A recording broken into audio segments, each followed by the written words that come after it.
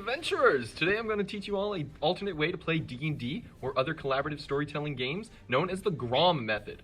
The Grom Method focuses in on the character-driven moments of a story and gets rid of all of the extra stuff, such as character sheets, stats, numbers, and limitations that you can do, so that you can tell the stories that you and your friends actually want to tell. So, the first thing that you're going to want to do in order to start is you're going to want to gather the materials that you need in order to be successful with the Grom Method. So, you're going to need a D20, that's a dice that has 20 sides on it. You need a pen for every player at your table. You're going to need a piece of paper for every person at your table as well. After you've gotten everyone together at the table, which for many D&D campaigns is the hardest part, the next thing that you're going to want to do is figure out what setting you want this world to be played in. Once you've found a setting that everyone at your table can agree upon, the next thing that you're going to want to do is you're going to want to figure out who's going to actually be a part of the story. It's a character-driven story. Who are the characters? In order to do that, we're going to do a very simple setup. Make the decision of, are they going to be magic, or are they magic/ranged? Or are they going to be a melee character? And the way that we do this is melee characters have more health points and they can take more damage, but they lack that creativity that magic and ranged abilities offer them.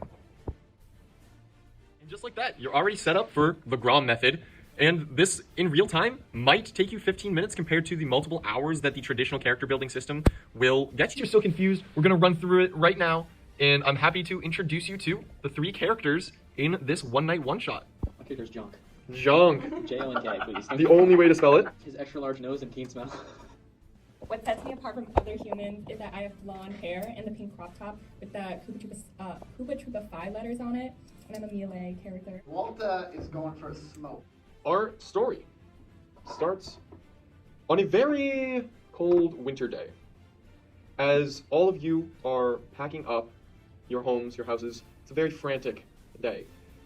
Slight wind is blowing the snow across the street, and all you can see, the entire sky is lit up by red flashing light.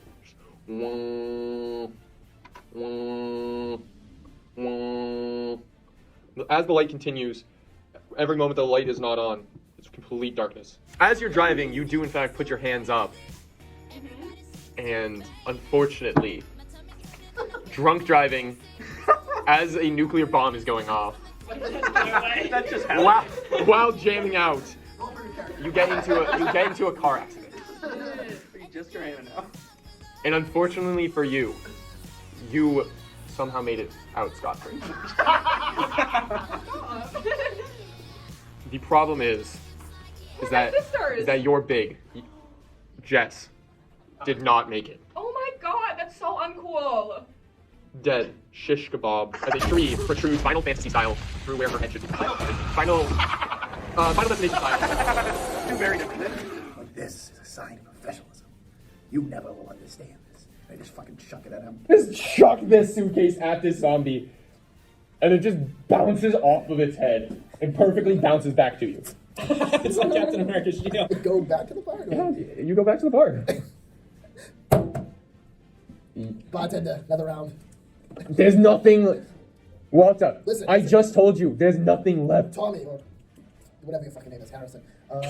You were growing a whole ass fucking microbiome back there. There was some exposed water. Now let me tell you about water. I grew up in the 1970s. Back then, if you had exposed water that was not sterilized, according to the Boston Commission on Clean Health and Water, you could be at risk of contamination. And you know what you could get from contamination? That's right, syphilis. You know what syphilis is?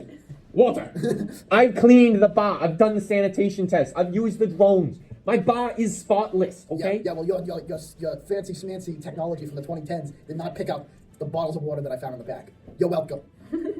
What do you mean, Walter? What did you do to my water? You had Poland spring water, factually known as the #1 carrier of AIDS, in the back of your room. Walter, I poured it out that on the was ground. purified water. What are you doing?